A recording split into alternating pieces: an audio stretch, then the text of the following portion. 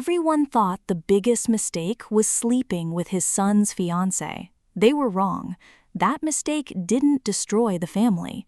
What happened afterward did, because 3 days later, a secret buried for 20 years surfaced, and by the time the truth came out, nobody in the family was left standing where they started.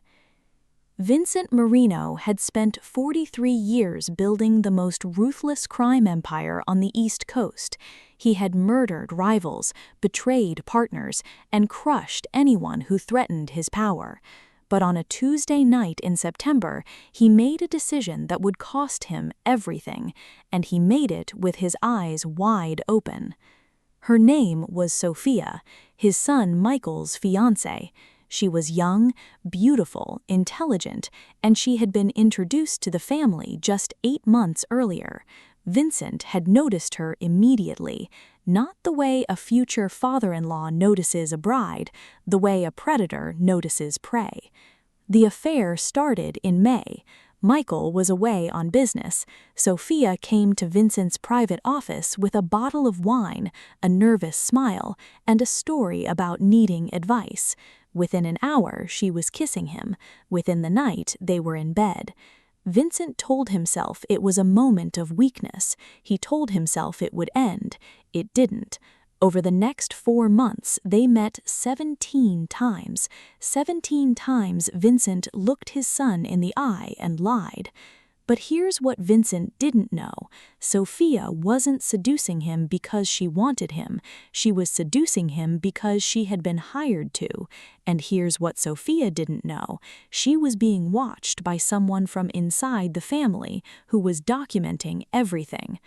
Michael discovered the affair on a Thursday, not through suspicion or chance, through evidence.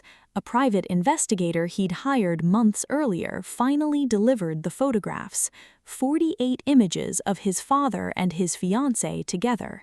When Michael saw those photographs, something inside him shattered. Not his trust, not his love, his capacity to feel either one.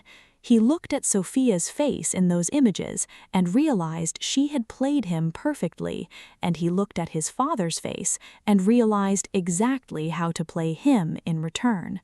Michael didn't call his father. He didn't confront anyone. He simply walked into the family's weekly dinner and placed the photographs on the table.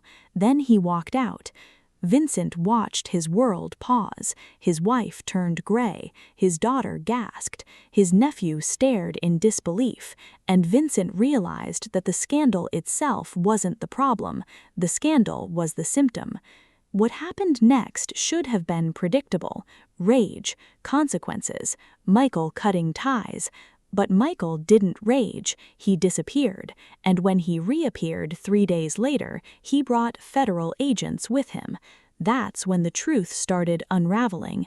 Sophia wasn't his fiancée, she never had been. She was FBI, an undercover agent embedded into Vincent's life for 18 months with a singular objective: destroy him, and she had used his own desires to place the perfect bomb inside his empire. But what nobody knew was that Sophia had been ordered to do something that went against her training.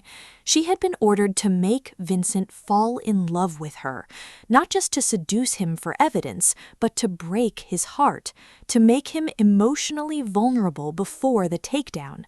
The orders had come directly from Michael himself through an intermediary. When federal agents arrested Vincent, Sophia was there. And when she looked at Vincent in handcuffs, she saw something in his eyes that destroyed her. For the first time in her career, she had actually hurt someone by following orders. She had anticipated seduction. She hadn't anticipated genuine feeling. She hadn't anticipated that beneath the monster was a man capable of vulnerability, and she had weaponized that vulnerability.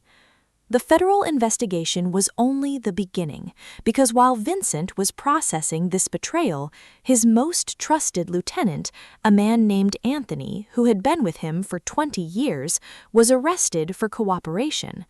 Anthony had been working with the FBI for 2 years. Every operation Vincent had approved in the last 18 months had been monitored. Every decision he'd made had been known in advance.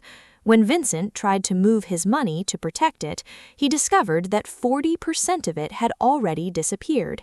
His own son had stolen from him.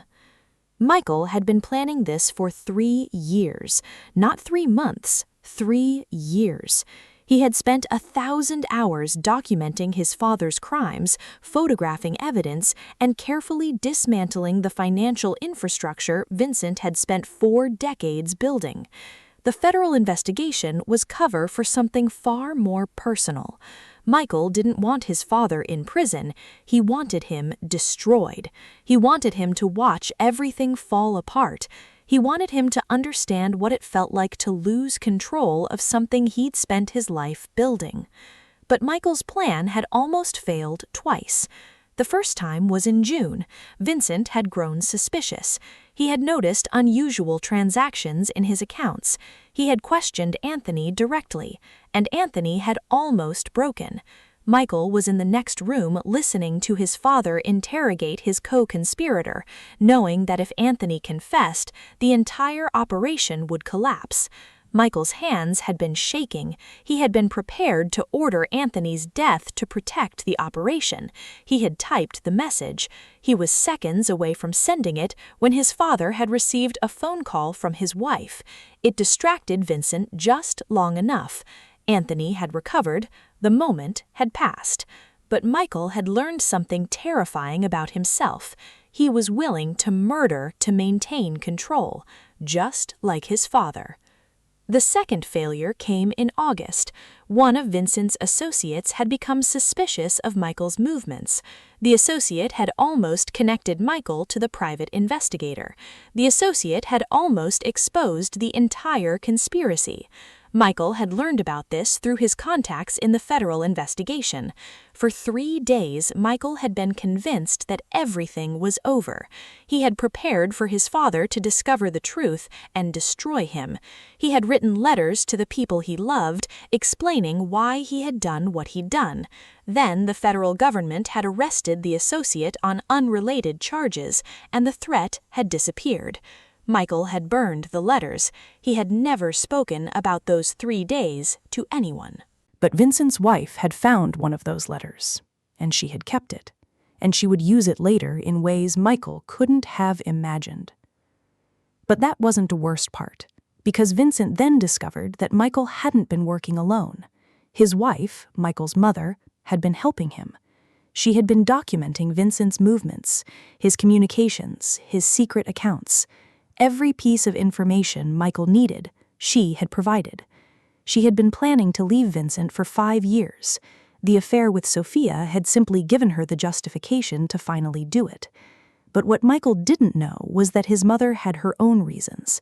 Vincent had been sleeping with her sister for over a decade. Vincent's wife had known, and that knowledge had been slowly poisoning her love for him, year after year, until love had turned into something else entirely. Vincent sat in his home that night alone, and for the first time in 4 decades, he understood what it felt like to be helpless. The media explosion was nuclear. The story wasn't just about a mobster being caught by federal agents. The story was about a mafia boss's own family turning against him. Every news outlet ran the same narrative: the ruthless empire builder brought down by his own son and wife. Vincent's face appeared on national television every evening for a week, and every time Michael saw his father's face on the screen, he felt a small piece of his conscience die. Sophia, meanwhile, was struggling. The operation was complete, but she couldn't stop thinking about Vincent. She had been trained to compartmentalize. She had been trained to never develop feelings for targets, but something had gone wrong. During those 4 months, she had heard Vincent speak about his regrets.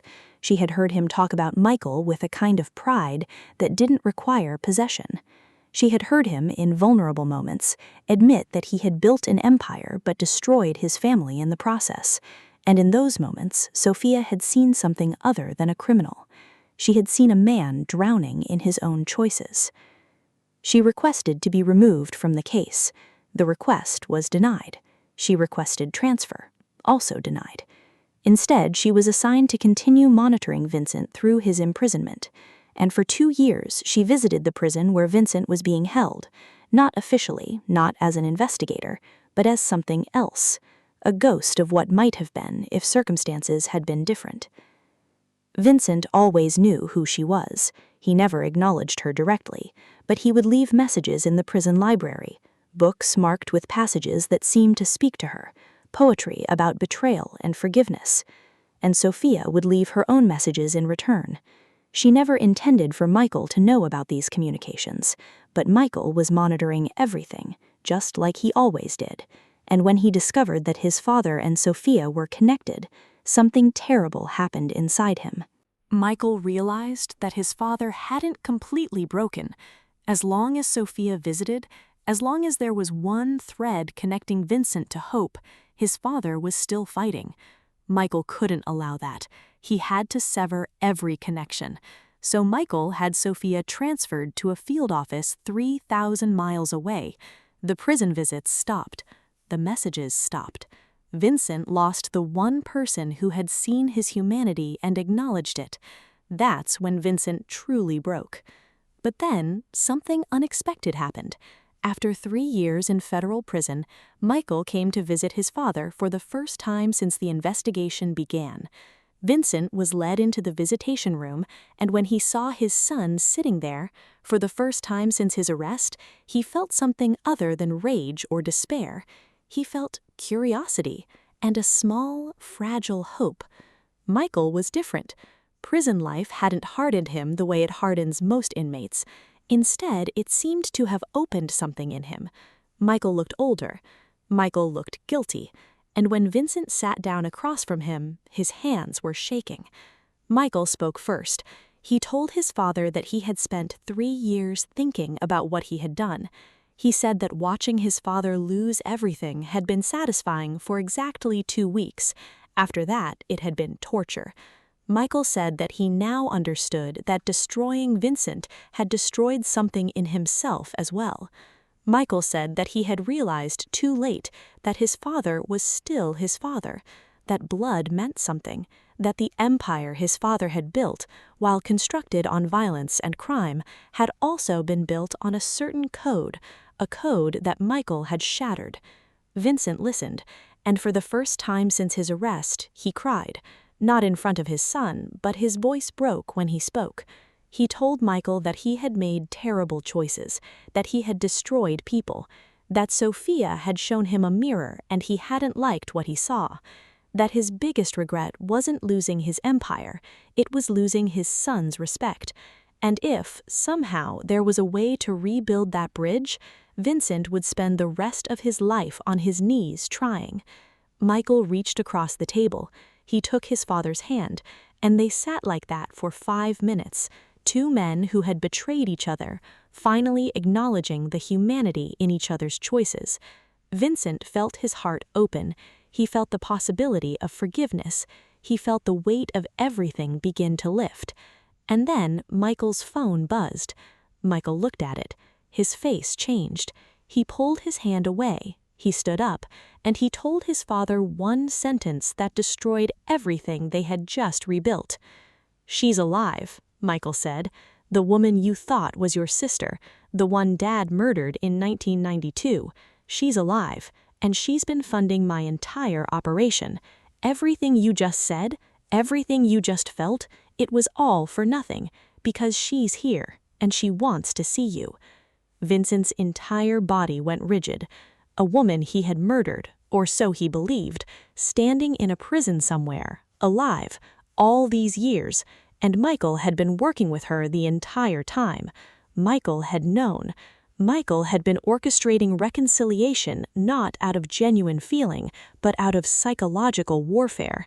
He had been preparing his father emotionally to deliver the cruelest blow possible. Vincent had no one left. But the federal investigation deepened. Agents began interviewing family members, and then came another confession. Vincent's daughter, Michael's sister, revealed that she had known about Elena from the beginning. She had known Michael was married, she had known about the plan, and she had actively helped it happen because she couldn't forgive her father for his infidelities, his violence, and the emotional trauma he had inflicted on their family for decades. 3 of the 4 closest people in Vincent's life had conspired to destroy him. Only his youngest nephew had remained loyal.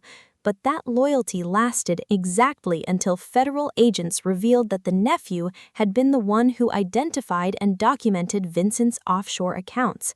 He had turned state's evidence in exchange for immunity. Vincent had no one left. For 6 months after that prison visit, Vincent didn't speak. He didn't eat much. He existed in a state of profound catatonia. The prison psychologist diagnosed severe depression and possible suicidal ideation. He was placed on suicide watch, and during those 6 months, only one person ever asked to see him. Sophia came back. She had fought the transfer. She had appealed to federal superiors. She had made it clear that she believed Vincent's psychological state was deteriorating beyond acceptable levels. Eventually, through sheer determination, she had gotten herself assigned back to the case, and on a Tuesday morning, exactly 3 years to the day after she had first met Vincent, she walked into the visitation room and sat across from him. Vincent didn't recognize her at first. Then he did, and something in him that had been dead came back to life. Not hope, not love, but acknowledgement. Sophia had come back. The one person who had no obligation to had come back. Sophia told him about her transfer. She told him about the messages she had left in the books. She told him that she had spent the time away trying to convince herself that what she had felt wasn't real, that it was just a product of the operation. But she had been lying to herself, and when she heard what Michael had done, when she learned about the prison visit and the cruel twist at the end, she couldn't stay away anymore. She told Vincent something that changed everything. She had evidence of Michael's manipulation. She had recordings of conversations between Michael and the woman he claimed was Vincent's sister, the woman who was supposedly dead. Except in these recordings, the woman was laughing about how easy it had been to manipulate Michael, about how Michael had become so obsessed with revenge that he couldn't see he was being used. Vincent's sister wasn't alive. She had never been alive. Michael's entire operation had been orchestrated by someone else, someone even more dangerous, someone who had been pulling Michael's strings the entire time. And that someone was Michael's wife, Elena, the woman Michael thought he loved, the woman he believed was his partner in justice. Elena had come from nothing. She had wormed her way into Michael's life by pretending to be the daughter of a man Vincent had destroyed. But that man had never had a daughter. Elena was someone else entirely, someone with a different name, someone with a very different past. Elena had been working for a rival criminal organization for 15 years. Her entire goal had been to dismantle Vincent's empire from the inside and deliver what remained of it to her actual employers. She had used Michael as a tool, and once Michael had served his purpose, she had disappeared with the majority of the recovered assets. Michael, it turned out, was just as much a victim as Vincent. He had been played by someone far more sophisticated than himself. He had destroyed his father, believing he was serving justice, when in reality he had been serving a criminal organization that was now more powerful than Vincent's ever was. The irony was nuclear. Michael had become exactly what his father was, a tool of larger forces, unable to see the manipulation happening around him, convinced that he was in control when he was actually a puppet. Sophia told Vincent all of this while holding his hand across a prison table, and Vincent finally understood the entire truth. He hadn't been destroyed by his family. He had been destroyed by a conspiracy so elaborate and so carefully orchestrated that his own family had been manipulated into participating. The real victor wasn't Michael. The real victor was Elena, and she was already gone, already reconstructing her criminal empire, already finding new families to destroy. Vincent Marino was convicted on 16 counts. He was sentenced to life in prison. The trial lasted 6 months. Michael testified against his father, completely unaware that he was testifying against a conspiracy he didn't understand. Elena watched from the courtroom, her involvement still hidden, and Sophia sat in the back, knowing the truth and unable to speak it without compromising her career. The evening of the sentencing, Sophia made a choice. She went to federal prosecutors. She presented all of her evidence. She testified about Elena's real identity, and she demanded that the FBI reopen the investigation with Elena as the primary subject instead of Vincent. The FBI moved slowly, too slowly. By the time they tracked Elena's location, she was gone. She had vanished. But before she disappeared, she left a gift for Michael, a package containing marriage documents, divorce documents, and a letter explaining that every moment he believed he had spent with her had been a lie, that she had never loved him, that Michael was so easy to manipulate because he was so desperate to believe he was powerful. The letter ended with the same words Michael had said to his father. "I became exactly like you. I just made sure that unlike you, I won." Elena had stolen Michael's own victory speech and weaponized it against him. She had forced him to understand that he was not the brilliant strategist he believed himself to be. He was merely a pawn in someone else's game. Michael went to his father in prison, not to apologize, not to explain, but to tell him the truth, to tell him that everything had been a lie, that Vincent's destruction hadn't been justice, it had been collateral damage in a larger war, and that Michael, in his arrogance and his need for revenge, had allowed himself to become a weapon for someone far more ruthless. Vincent listened, and then Vincent did something Michael hadn't expected. Vincent forgave him, not because forgiveness was deserved, but because Vincent understood, finally, that his son had suffered in exactly the same way he had suffered.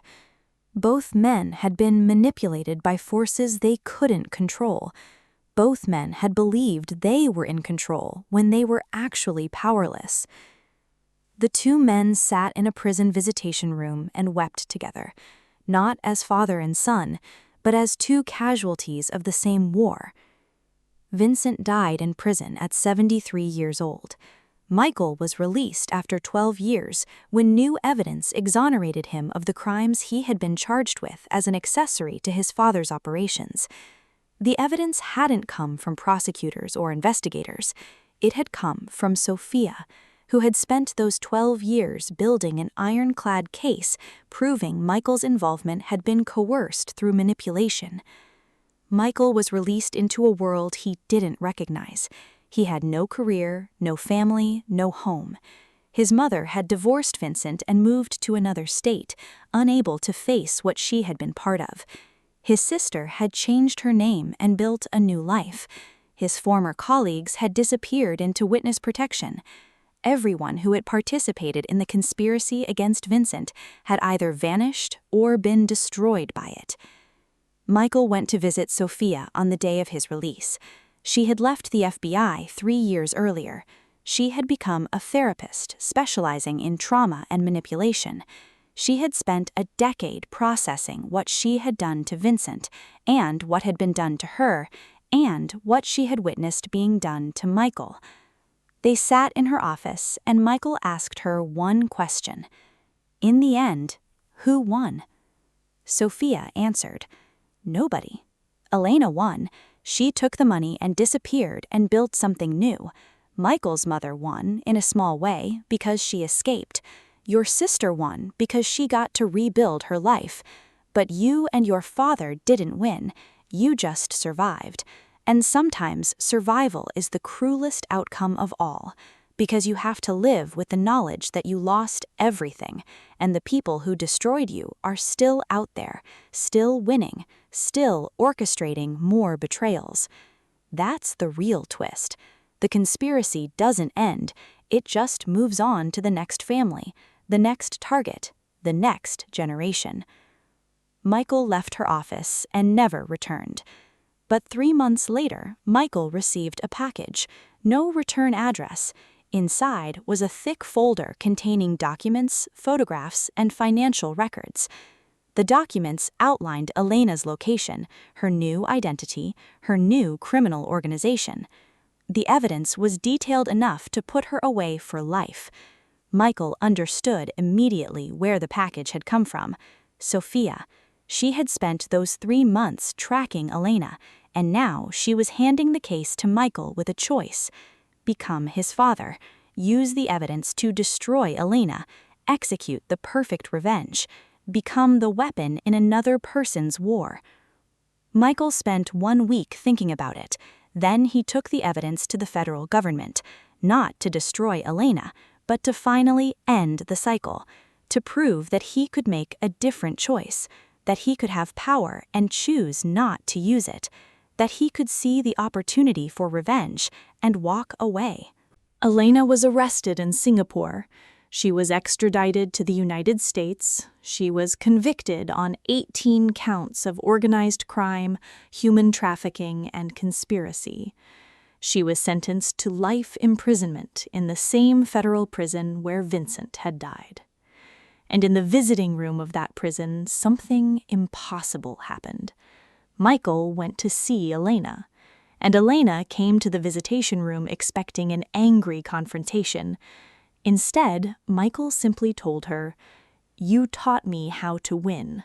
You taught me how to be ruthless, and then you taught me the most important lesson, that winning isn't the same as being happy.